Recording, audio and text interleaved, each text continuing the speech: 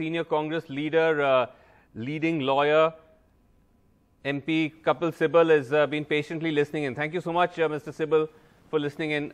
Straight away to ask you, what did you make of this top cop saying that, look, first we had to sort out the law and order issues, that's why the arrests have got delayed, but we will make sure the arrests happen?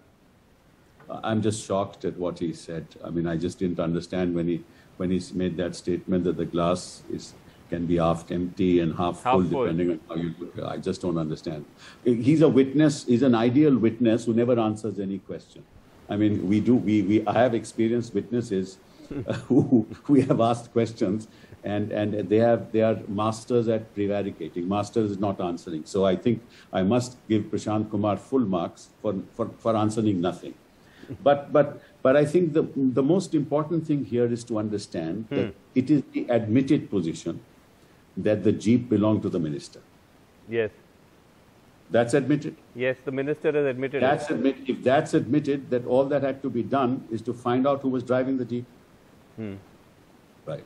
So if you find out who was driving the jeep, you'd know who was sitting in the jeep. Yes. Right? And you would then interrogate the driver to find out that why he did this. Now, that's easy. So first of all, the fact that it was the minister's jeep, he cannot be in office even for a single minute. Right.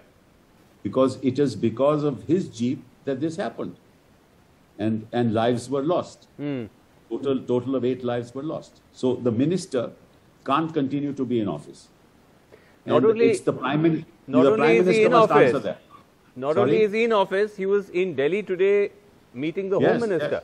Yes, therefore I said it's the Prime Minister who must answer that as to why he is not ensured the dismissal of the minister whose jeep it was which led to the death of so many Kisans and other people. That's point number one. Okay, sorry, go ahead. Go ahead. Point number one. Point number two, that we are now seeing the experiment in Jammu Kashmir succeeding in Lucknow. If you remember, this is exactly what happened in Jammu Kashmir. People wanted to go into Jammu Kashmir. They were stopped at the airport. They were not allowed to enter. Many political functionaries were not allowed to enter. Some of them who were allowed to enter under strict conditions. Right? That experiment succeeded in Jammu Kashmir. Now, that same experiment is being now tried out in Lucknow. What business does heavy administration have to say that you will be detained at the airport or you will not be allowed to enter Lucknow? Under what law? This is this same police. This is the same police who is doing this. Right. What is the justification for this? No. I can understand if the imposition of 144. There's no imposition of 144 at the airport or in Lucknow. Right. And even if there is, how can you stop anybody entering Lucknow? Just coming back for a second to the actual murder itself, because there are reports that the driver was of that jeep was one of those who was actually killed, but there are eyewitnesses who say they saw the minister's son. Now, this is something which other legal experts have also weighed in. So I wanted to get your view that in a murder case, how imperative is it that the arrest is almost immediate? Because the answer from the police seems to be, we will do janch, we will set up committees, etc., etc. See, timing is of the essence in a murder case. Right? Now, from what I hear Prashant Kumar saying, he's telling you that, look, I wanted to control law and order first. Yes. And now I will start the investigation. Yes. By which time you will realize that the administration will make sure that evidence is cooked up or manipulated in a sense to save the minister's son and to save the minister. That is precisely why in a police investigation in the case of a murder or any serious crime, the investigation must be immediate.